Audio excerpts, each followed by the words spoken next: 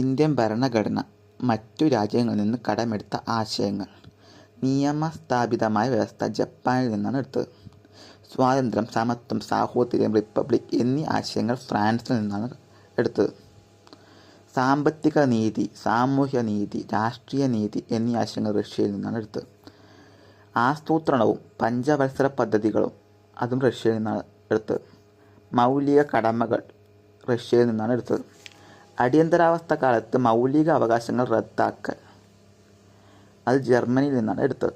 അടിയന്തരാവസ്ഥ എന്ന ആശയം 1935 ഇന്ത്യ ഗവൺമെൻറ് ഓഫ് ഇന്ത്യ ആക്ടിൽ നിന്നാണ് എടുത്തത്.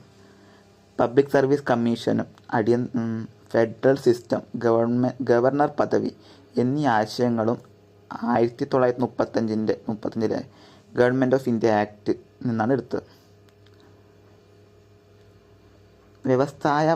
വ്യവസായ വാണിജ്യങ്ങൾക്കുള്ള സ്വാതന്ത്ര്യം അത് ഓസ്ട്രേലിയയിൽ നിന്നാണ് എടുത്തത്. പാർലമെൻറ്റിൻ്റെ സംയുക്ത സമ്മേളനം എന്ന ആശയം ഓസ്ട്രേലിയയിൽ നിന്നാണ് എടുത്തത്. കൺകറൻറ്റ് ലിസ്റ്റ് ഓസ്ട്രേലിയയിൽ നിന്നാണ് എടുത്തത്.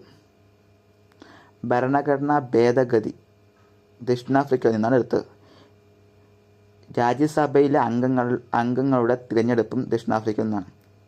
രാജ്യസഭയിലെ അംഗങ്ങളെ നാമനിർദ്ദേശം ചെയ്യാനുള്ള രാഷ്ട്രപതിയുടെ അധികാരം അത് അയർലാൻഡിൽ നിന്നാണ് എടുത്തത്. മാർഗനിർദ്ദേശ തത്വങ്ങൾ അയർലാൻഡിൽ നിന്നാണ് എടുത്തത്. പ്രസിഡന്റ് തിരഞ്ഞെടുപ്പ് അയർലാൻഡിൽ നിന്നാണ് എടുത്തത്.